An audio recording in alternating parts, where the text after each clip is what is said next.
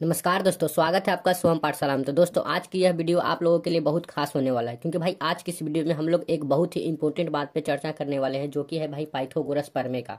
तो भाई सबसे पहले हम लोग पाइथागोरस प्रमेय का सिद्धांत देखते हैं। इसका सिद्धांत यह कहता है ना कि किसी समकोण त्रिभुज कहने का मतलब है कि जिसका एक कोण 90 डिग्री का हो, उस कोण को हम समकोण त्रिभुज कहते हैं। आपने त्रिभुज में पढ़ा होगा ये। तो भाई देखिए, किसी समकोण त्रिभुज में कर्ण का वर्ग करने का मतलब है कि स्क्वायर, कर्ण का स्क्वायर अन्य दो भुजाओं जैसे आधार हो गया और एक लंब हो गया के वर्गों के योग के बराबर होता है। यानी कहने का मतलब है कि कर्ण का स्क्वायर बराबर आधार स्क्वायर प्लस लंब स्क्वायर होना चाहिए। इसे A square plus B square equal to C square के रूप में व्यक्त करते हैं, जहाँ पे सी जो होता है कि कर्ण होता है और ए बी अन्य दो भुजाएं जैसे आधार और लंब होते हैं। तो भाई आज की इस वीडियो में हम इस फॉर्मूला को सिद्ध करने वाला है, यानी कि कहने का मतलब है कि पाइथागोरस प्रमेय को सिद्ध करने के बारे में। तो भाई ये जो सिद्धांत है ना, इस सिद्धांत को आपको याद करना बहुत जरूरी है, क्योंकि ये सिद्धांत आपको कभी भी कहीं भी पूछ सकता है। क्लास 10th में भी पूछ सकता है, ऑब्जेक्टिव में, या इसका परिभाषा ही पूछ देगा 2 नंबर 3 नंबर में। तो भाई देखिए, इसको सिद्ध करने से पहले सबसे पहले हम एक समकोण त्रिभुज पाड़ते हैं। तो भाई समकोण त्रिभुज पाड़ने के लिए हमको क्या करना होगा कि एक त्रिभुज लेना पड़ेगा।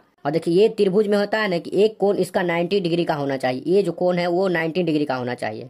तो देखिए, इसमें एक कोण ए मान लेते हैं, एक कोण बी मान लेते हैं, एक कोण सी मान लेते हैं। जो बी कोण है जो 19 डिग्री का है, और यह प्रमाणित कर रहा है कि यह एक समकोण त्रिभुज है जिसका एक कोण 19 डिग्री का होना चाहिए। तो भाई इसमें यह गौर करना होता है आपको, ये जो समकोण त्रिभुज है ना, इसमें जो कोण बना ना, इसके सामने वाला होता है जो कि वो कर्ण होता है, और ये होता है लंब। जो परपेंडिकुलर होता है ना वो लंब कहते हैं, और नीचे वाला जो बेस होता है ना उसे आधार कहते हैं। तो भाई यहाँ पे गौर करें कि देखिए, हमको सिद्ध क्या करना था, कर्ण स्क्वायर इक्वल टू आधार स्क्वायर प्लस लंब स्क्वायर। तो देखिए, कर्ण हमारा कितना है, AC के स्क्वायर, यही सिद्ध करना है ना। AC के स्क्वायर इक्वल टू आधार कितना है भाई, आधार हमारा BC है, तो हमको लिखना है कि BC के स्क्वायर, और प्लस में लंब कितना है हमारा AB है। तो हमको यही सिद्ध करना है, यानी कहने का मतलब कि AC के square equal to BC square plus AB square. सबसे पहले लिखेंगे कि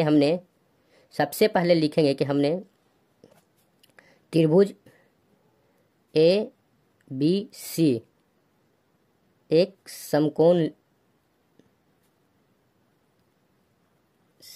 त्रिभुज लिया है ना, जिसका कोण भी 90 डिग्री है। इतना लिखे। अब देखिए, इसको प्रूव करने के लिए इसमें हमको क्या करना है कि ये B है ना, जो B से एक लंब डालेंगे AC पे, और इस बिंदु को हम D कहेंगे।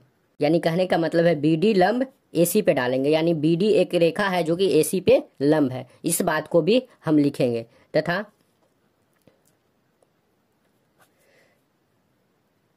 BD लंब AC हमने डाला।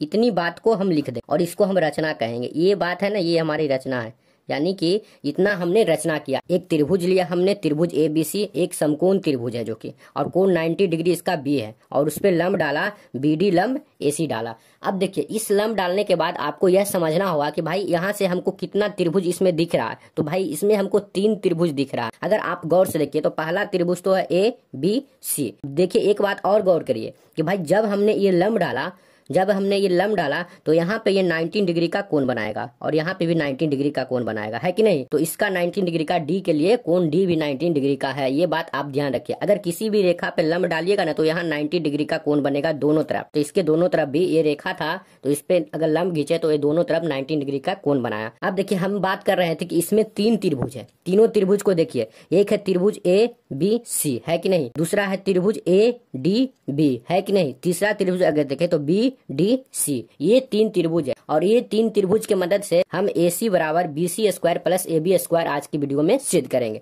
तो देखिए, सबसे पहले हम देखते हैं त्रिभुज ABC, है ना, त्रिभुज ABC तथा त्रिभुज ADB में, त्रिभुज ADB में इसको हम लिखेंगे उत्पत्ति।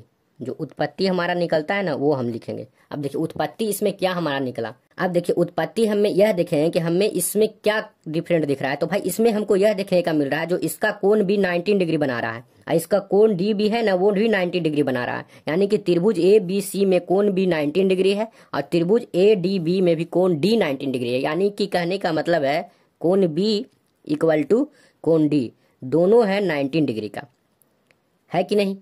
ये बात आप देख रहे हैं कि नहीं कि दोनों है 19 डिग्री का, ये तो बराबर हो गया। एक बात और देखिए कि भाई त्रिभुज ए बी सी और त्रिभुज ए डी बी में जो कोण ए है ना वो दोनों में है और ये कॉमन है, यानी कि यह उभयनिष्ठ है। तो कहने का मतलब है कि कोण ए इक्वल टू कोण बी ए इक्वल टू ए क्या है? उभयनिष्ठ है, उभयनिष्ठ, यानी कहने का मतलब है कि यह कॉमन है कि नहीं? यानी कहने का मतलब है कि त्रिभुज ए बी सी तथा त्रिभुज ए डी बी में कोण बी बराबर कोण डी जो कि 19 डिग्री के बराबर हुआ और दूसरा कोण ए जो है ना दोनों में उभयनिष्ठ है। ये कोण ए और इस त्रिभुज में भी कोण ए उभयनिष्ठ है। तो देखिए यहाँ पे कहता है ना कि दो त्रिभुज का अगर कोई एक कोण बराबर हो जाए और कोई एक कोण उभयनिष्ठ हो जाए यानी कॉमन हो जाएगा तो वैसे त्रिभुज को हम समरूप त्रिभुज कहते हैं। यानी कहने का मतलब है कि अतः यहाँ हम लिखेंगे अब अतः त्रिभुज ए डी बी तथा ये जो है ना त्रिभुज ए डी बी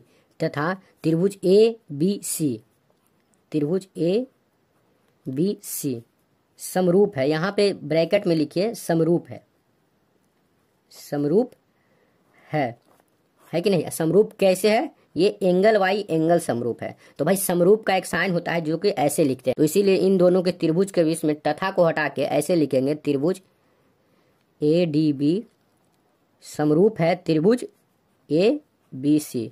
तो भाई अगर समरूप है तो समरूप कहता है ना कि अगर यह समरूप है तो इसके भुजाओं का अनुपात भी बराबर होगा। तो इसको भुजाओं का अनुपात अगर बराबर ही होगा तब देखिए हम एक बार इसके ए डी लेते हैं और इसका लेते हैं ए बी, शुरू वाला शुरू से लिखते हैं। यहाँ पे देखिए सबसे पहले लेते हैं ए डी बटे ए बी जो कि त्रिभुज ए डी बी में, जो कि त्रिभुज ए डी बी में ए डी आधार है और त्रिभुज ए बी सी में ए बी है ना वो लंब है। एक बात ध्यान रखिए, एक बार आधार लिए एक बार लंब लिए और फिर दोनों का हम कर्ण ले लेते हैं। अगर त्रिभुज ए डी बी में हम कर्ण देखें तो त्रिभुज ए डी बी में कर्ण होगा 90 डिग्री यानी ठीक यानी कोण के सामने वाला भुजा कर्ण होता है, यानी ए बी कर्ण हो गया इसका।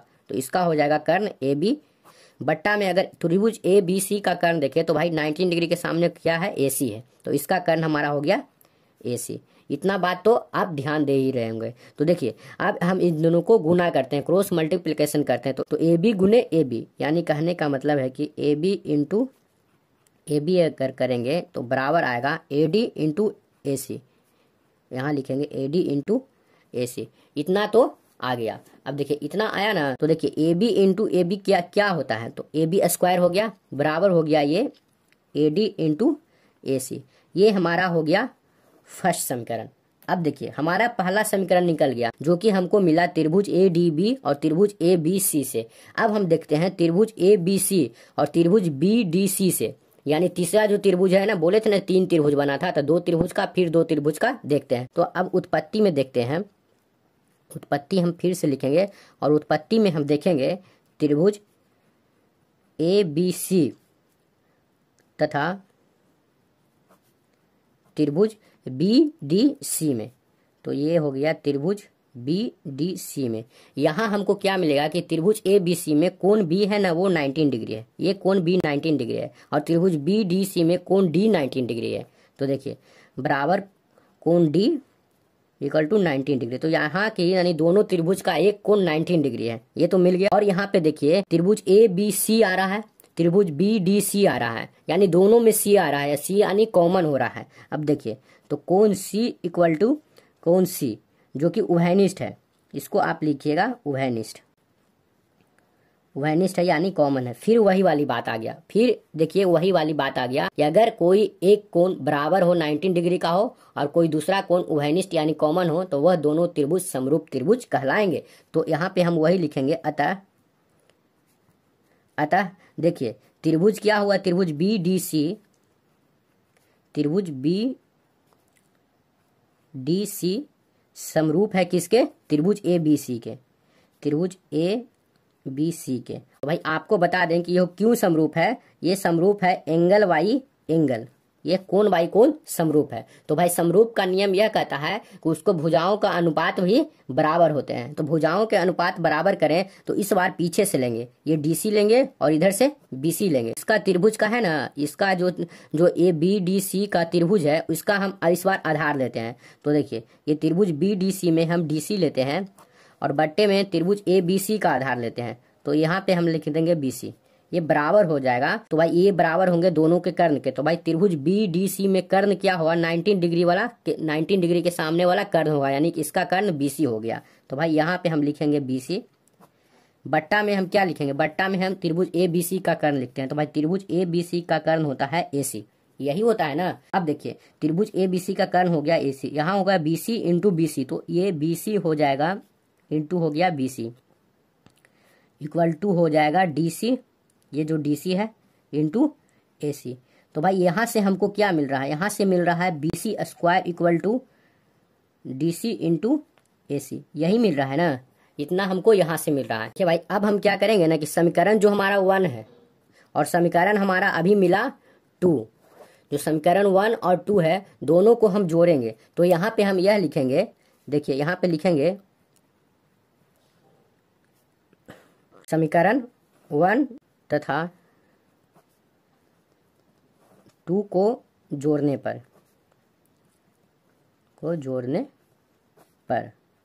अब देखिए इसको कैसे जोड़ेंगे। ये हो गया LHS यानी लेफ्ट हैंड वाला हो गया, ये हो गया RHS, यानी कहने का मतलब है ये लेफ्ट हैंड में है, ये दोनों लेफ्ट हैंड में है, तो लेफ्ट हैंड को लेफ्ट हैंड में जोड़ते हैं। तो इसको जोड़ेंगे AB स्क्वायर प्लस ये कितना है BC स्क्वायर, यही था ना। अब देखिए यहाँ पे लिख दिए हम BC स्क्वायर इक्वल टू, अब राइट हैंड की बारी आ गया, तो राइट हैंड में AD इंटू AC था और इधर था DC इंटू AC।